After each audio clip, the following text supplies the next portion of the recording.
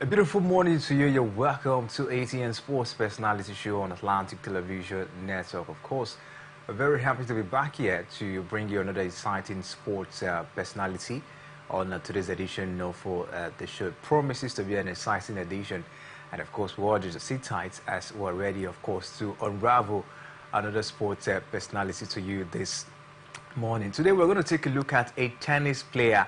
Her name is Cory Kokogoff. Of course, she is the youngest tennis player to win a WTA finals, and of course, a very impressive record for the man. Taking out a bigger pardon for the lady, taking out big names like Aryna Sabalenka, Iga Swiatek, to of course end the year in a very, very spectacular fashion, and that's why we're going to take a look at how far she's gone when it has to do with her career. So it promises to be an exciting one today. I will urge you to sit tight as we have a lot to unravel about Cory Kokogoff, youngest tennis player to win WTA finals. We'll take a break and we'll come back from this break or unravel all that you need to know about Kokogoff. Stay with us, we'll be right back.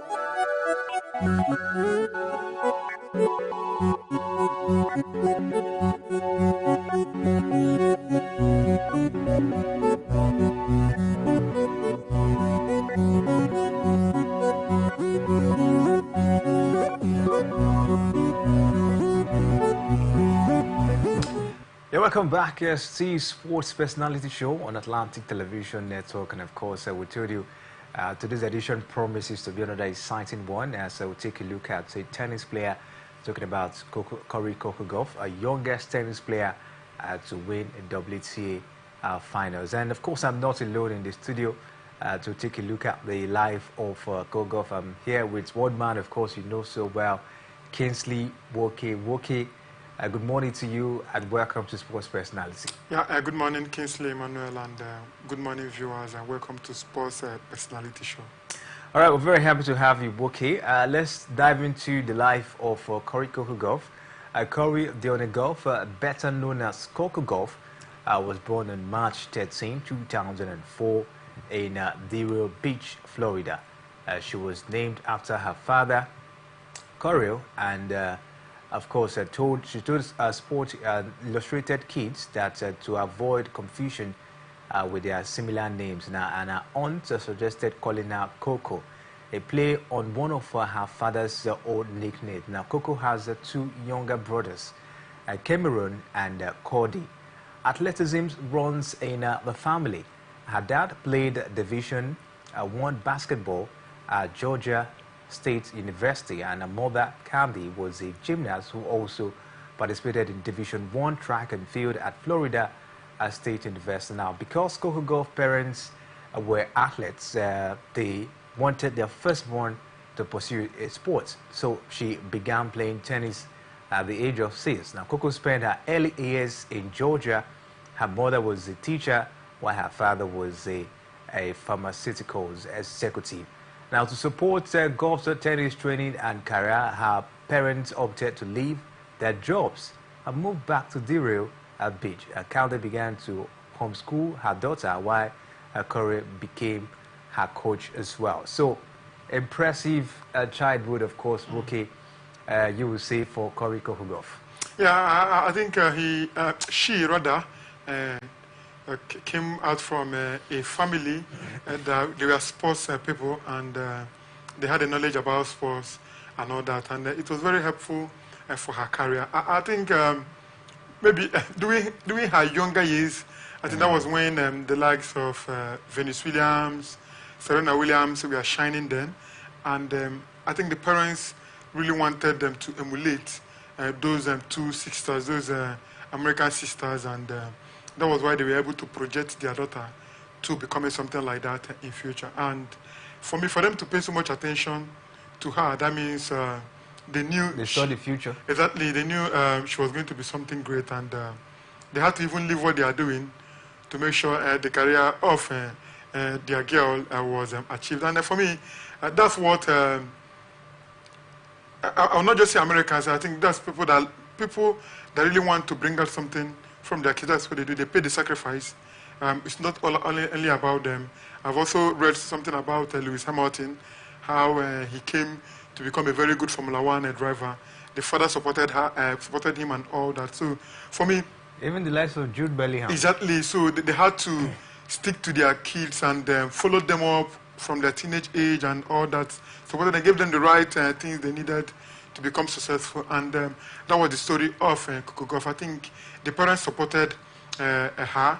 The mother had to be teaching her, while the father had to take her on other basic training. And for me, I think they learned from the story of the Williams sisters, how the fathers was able to coach the girls and all that. So they wanted to go through the same path. And for me, it's been successful so far, even though you could say there is more to come from Coco. But I think so far so good. I think it's been a very good career for her, even though she needs to improve on one or two things and all that. But for me, I think that was a very good childhood for her. I think she had all the support from her parents, and that has made her what she is today. Now, you talked about her tailoring her career, or probably her style of play to that of Serena Williams and Venus Williams as well. Do you really see, the pattern of play of Serena Williams or Venus Williams in Coco Golf today? Well, so far so good. I can say not really yet. I think she's not a powerful player. She's not that powerful for now. I think she can learn that, and maybe in years to come. She's still very young. I think she has so many things to improve. She's won a Grand Slam? Yes, she has won a Grand Slam. Youngest player to win the WTA finals. The US Open. For me, she had issues this year, she had her serves were very, very bad. In the US Open, I think her serves and all that, that was where she needed to improve, and that even led to her sacking her coach. She sacked her coach, Brad Gilbert. Yes, she sacked him after that woeful performance at the US Open. She was unable to defend the title she won in 2023. So it was a very disappointing one for her. She had to sack the coach. And for me, I think that was the right call, because if you look at how she was playing, I think a lot of things were not really right. Her serves were very poor, very weak. And for a tennis player, you need your serves. It's always an advantage when you're serving. It gets you points and all that. It gives the advantage. So she was so very poor, so many of force errors and all that. So she needed a new beginning, and she had to sack Brad Gilbert. And for me, I think that it has worked, because the WTA finals, I think she was able to win against all odds. We had the likes of Arina Sabalenka, we had the likes of Iga Swiatek in that mix. So she was able to beat these guys, and was able to win that title. I think it's a very good one. I think it will be a stepping stone to next year. Next year will be very, very interesting. We still have the likes of Arina Sabalenka. We still have the likes of Iga Swiatek still in the mix. So I think having a new coach and all that, I think it's a new beginning for her. And for me, she only needs to improve. And if she wants to be like the likes of Venezuela and Serena Williams, especially, she needs to up her game in so many aspects. Especially, she needs to be very powerful. Her serve seems to be very powerful, because that's where you get all the aces and all that. So if you're not good with your serve, I don't see where you want to get the advantage. So you must have something working for you, and I mean that's what you need to improve, and she needs to improve rather. And I think that is what she's going to do with her new coach.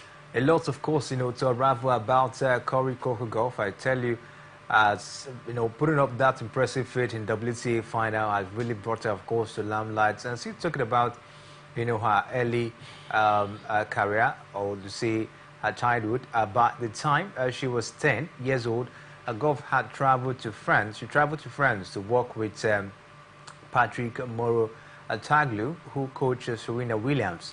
And she continued to train with Mouratoglou, but her father was her main coach. Now, Corey, her mother, has said of golf development and be a well-rounded athlete. And of course, she also learned from others as well. Now, she was in gymnastics, soccer, basketball, and she ran track, and of course wanted to develop her to be, of course, a total athlete. Talking about what about golf?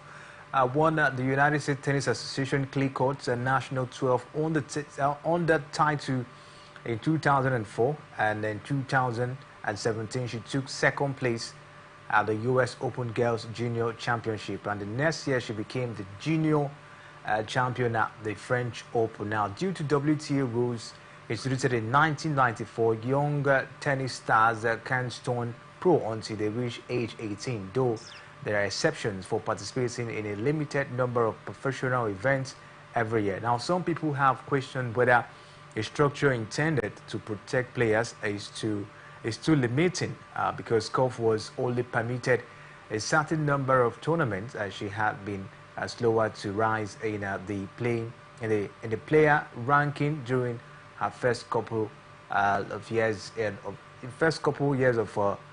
competition. Now, golf she made the WTA Tour debut in March 2019 at the Miami Open at the age of 15, and she received a wild card into the qualifying draw at the 2019 Wimbledon Championship, where she became the youngest player in the tournament history to qualify for the main draw. Okay, if we take a look at it, even at the junior tournament, she had a very, very exceptional performance. That there was this thought about her even moving ahead of her competitors at that level. Yeah, I think one thing about sports is there are certain age. Those age are for development, and I don't know whether the organizers, they fear burnouts and all that. Maybe so many games might be very detrimental to those athletes, and they had to select games for her and all that, so that maybe I don't know whether I don't really know the rationale for that, but maybe burnout and so many other things, maybe exposure at that young age. It might not really, maybe there's something when you are very young. Do you really have that mentality to rise at that young age? You understand?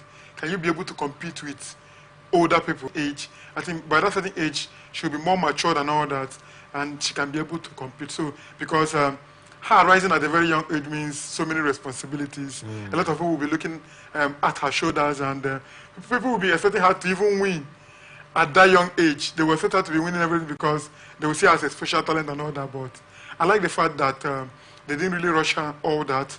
They had to limit her to certain things and all that, even though she could compete. So for me, I think due to the support of the father, due to also exposure, you said by 10, she had to go to France to learn one or two coaching from the people that we know that are very, very good, that have done the business, tested and trusted.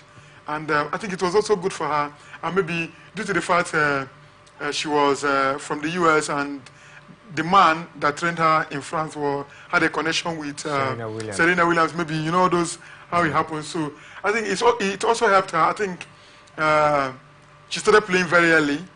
She started playing with the big boys or big girls, anyhow you want to say it, very early, and it gave her that exposure. And also there was something also. I think sportsmen, especially tennis players, have been able to understand that they go into other sports. It's very good, you understand? When you play football, or they call it soccer, when you do all those things, it helps you also, especially when you run and all that. It helps because in the court, you need to move. Left, right, you understand? In fact, there's a sound that will even come. The person wants to disguise. You need to be, before your waist, we just shift, you understand? So you need to be very, very agile. Like, you have to be very fit. So those kind of sports helps because tennis is not really a sport that you can do so many things. All it requires is other sports. They tend to engage it so that it can keep them fit and all that. Even the likes of Rafael Nadal was a football player before he even played tennis. So it's very good, and I think it helped her. And for me, she's very, very good. And over Venus Williams and reach the fourth round. Of course, you can remember the progress of Venus Williams at that time. And I've seen a young lad coming up, to put up that feat against Venus Williams at that moment. You will say, of course, that was a very huge one, for her. She got to the fourth round of that one, and of course, put up a very impressive one. And she reached her first major final in women's double at the 2021 US Open, and reached her first Grand Slam singles final at the 2022 French Open. And in 2023, Goff won her first WTA 1000 title at the Cincinnati Open and her first major single title at the US Open. And of course, all this came in her professional career. And talking about her professional career, like we mentioned, she won against Venus Williams in the first round of Wimbledon. Was of course a bit of a showy moment for both players. And Goff was at 15 years at that time, and Venus Williams, like I mentioned, was 39 years. Yeah. She was already a veteran. A veteran at that moment. And Goff, of course, defeated Williams in straight sets in a stunning upset. And when the competitors met at the net for the traditional handshake, Goff tried to make the moment special. She said, "I was just telling her thank you, for everything she has done for the sports." What a way, of course, to say. Or what a way to show humility to your mentor. Yeah, exactly. That's the best thing to do. I think tennis players are kind of humble, and for her playing against Venezuelans is a very big thing because you don't get to play against those veterans, and she was lucky to play against a Venezuelan, and it was a proud moment for her because she grew up watching Serena. She grew up watching Venus, and those were her mentors, and them coming from the same area also. I think he emulated those special talents, and she wanted to be like them, and which for me was a very, very big one for her, meeting her at the Wimbledon Open, the first round in 2019, and for me, beating her also, I think that has been, it gives you momentum, it gives you that ginger to even do more. I think it was like telling herself, I can do this, I've beaten a veteran, even though you could say, okay, it was the wrong side of her age, 39. 15 to 39. Exactly. 15, exactly. Look at the gap. A 39-year-old exactly. player. That means Venus can even give birth to her. Exactly, something like that. So for me, it was something to be proud of, and it was just like a mother and daughter game. And for me, I think that gave her, it was like passing the mantle of leadership to another player, because we knew that them going, it will be they will be the next. She will be the next in line, because we have seen other people try to be like Serena. We have seen other people try to be like Venus, but it has not really worked out. You understand? She was like more like a replica of the two sisters, and for me, it was a very proud moment. All right, yet her professional career has been without has not been without setback, despite the impressive move.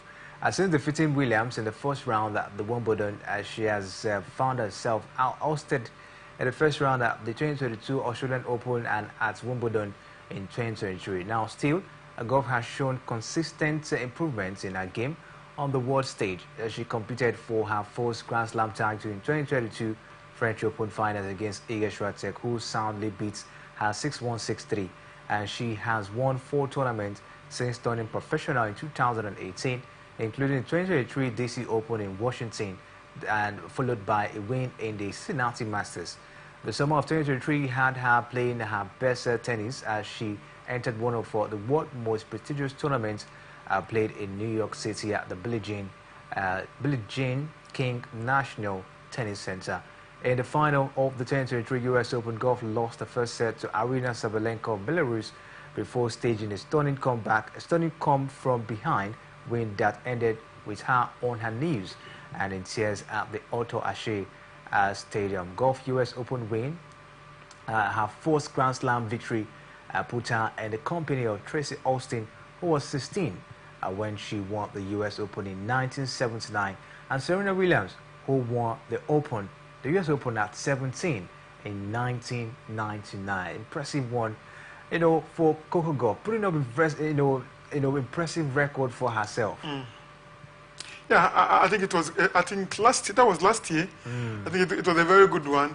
Even though some people said Aryna Sabalenka had no business losing that final. I think she was leading and all that. I think, in fact, after that final, I think I heard when she was going to the tournament, she had to hit her racket and all that, because she was angry that she lost that finals. Talking about Aryna Sabalenka, but it was also a turning point for Coco Gauff. I think it was one of her proudest moments, and for me, it's one of those things. In front of her, in front of the home crowd, she was able to beat Aryna Sabalenka then, and for me, it was very, very good, and also a very emotional one for her. And for me, if you want to be known in any sport, you need to be a standard player, and she has been able to put her name. When you want to talk about Grand Slam winners in tennis, I think her name will be there. I know she's still 20. She still have room to win more Grand Slam titles and all that. So for me, winning that, it's more like setting the tune for more that will come. And for me, last year was very good, winning that title. And for me, I think maybe it hasn't really been all that good, but I think it's been a good career for her so far. All right, at this point, we'll take a break, or we'll come back from the break. We'll take a look at our progress and just concluded our WTA finals. Stay with us, we'll be right back.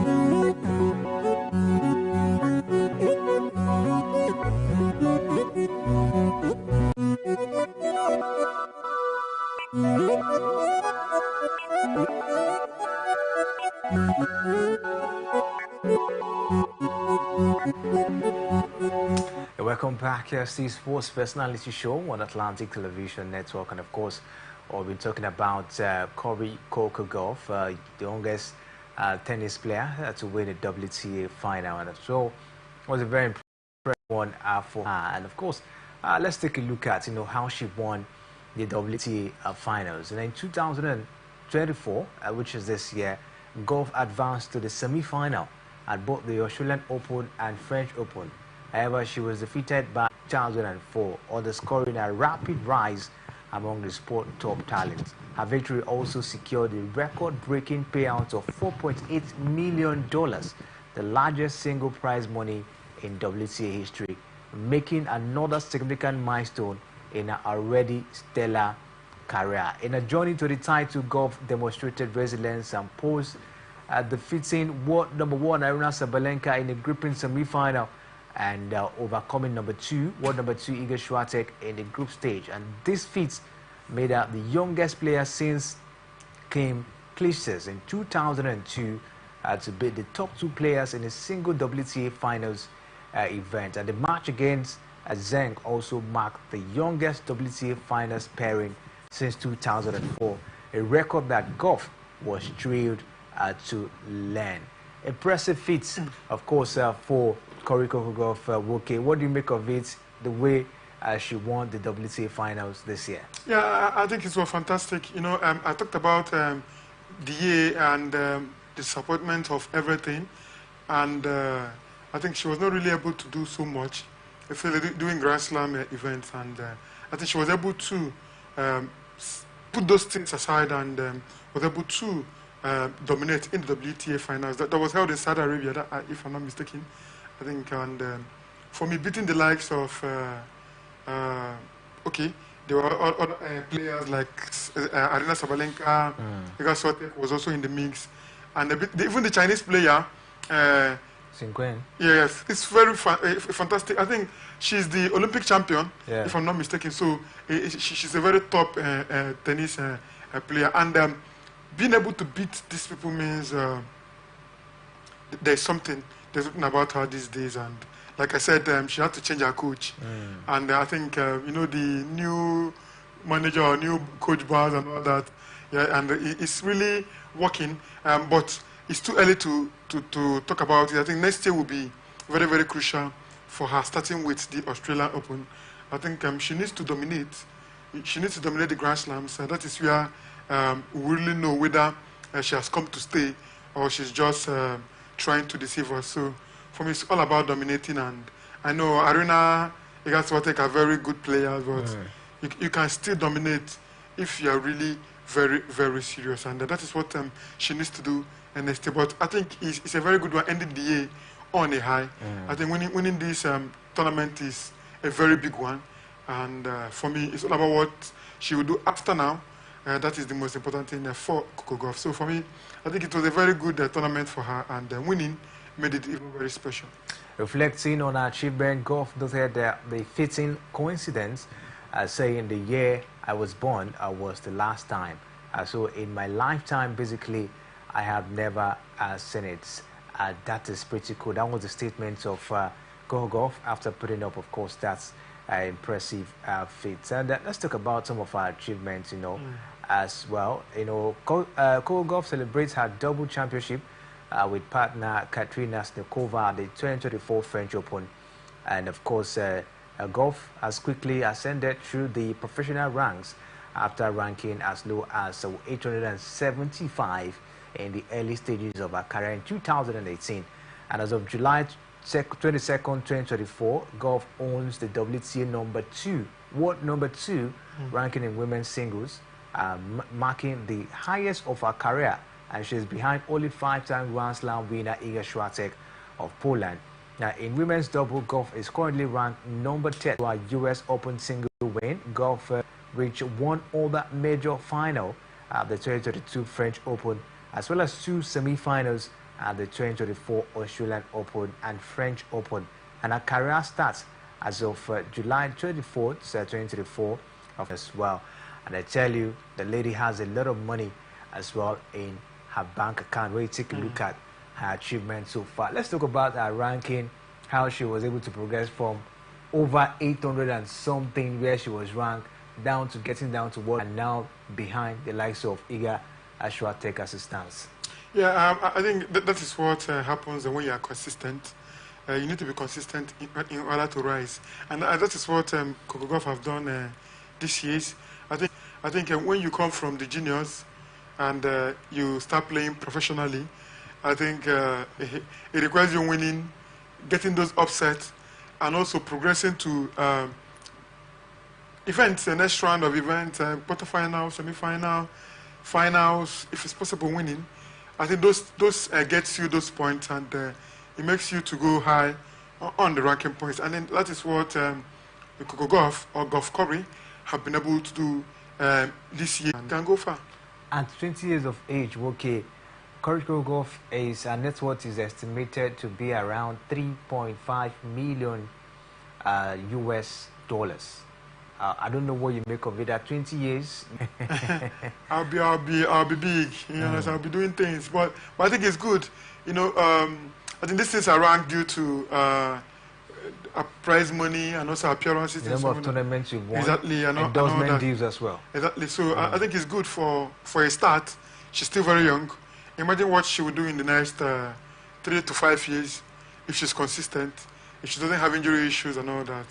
I think she'll earn more money, both in appearance, both winning and all that. So you know how these things happen. And for me, it's a good start, and I think the parents will be happy. All their sacrifice is paying. Yeah. And for me, that's the most important thing. The money is coming. You know, let's talk about legacy at this point in time. We've seen the likes of Ashley Betty. She actually did a lot during her time. You talk about the lady who won about 24 Grand Slams, Margaret Court. And then Serena Williams also won about 23, looking forward to equal that of Margaret Court, but she couldn't. And now we have players like Iga Swiatek, Aryna Sabalenka, Coco Gauff as well in that mix as well.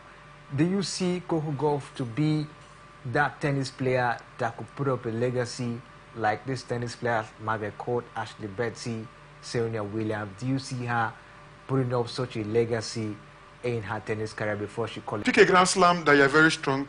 Pick a Grand Slam that... Don't you think she should be competing in all the Grand Slam? I know, even if you're competing in all four, I think you should have a favorite surface. You understand? At least try to dominate in every area. Try to, first of all, do that, what do they call it? Winning all Grand Slam in a year, in a calendar year. Try to do that for a start and try to dominate. Try to dominate others, you understand? Imagine that every year you're winning 2 Grand Slams. Every year you're winning like 2 Grand Slams. Imagine what, okay, let's count that number in the next 5 years. You're winning 2 Grand Slam every year.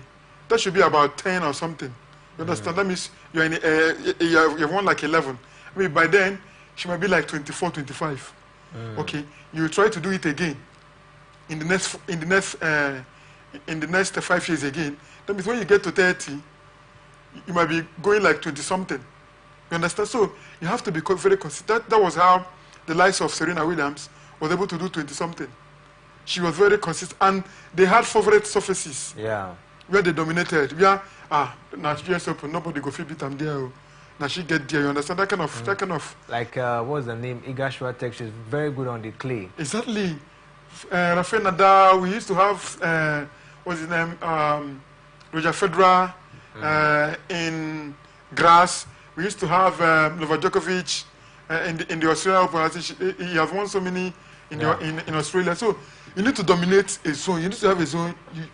You're very strong, And I think that's what she needs to do going forward. Try at least a year. Try to win like 2 Grand Slams. If it's possible, win 4. You understand? In a calendar year. Do it. Other people have done it in the past. You understand? Try and do it. It makes you... See, if you can be able to do it before you turn 30, fine and good. You understand? You know how sports... There's something about sports. You have moments. Your moments will come. And when your moments come, make sure you utilize it, because you're not the only person that is talented in this world. You're not the only person born to play tennis. Because as you came out as a white kid, or what they call it, another person will come out. You understand? Goodness and effort. Good things does not come from your backyard only. Other people will also have that grace of dominating. So when you have the moment... Everything is about time. Thank you very much. Time and chance. So when you have that time to dominate, try to make use of it. Because in the next 2 or 3 years, you're going to have another special player coming up.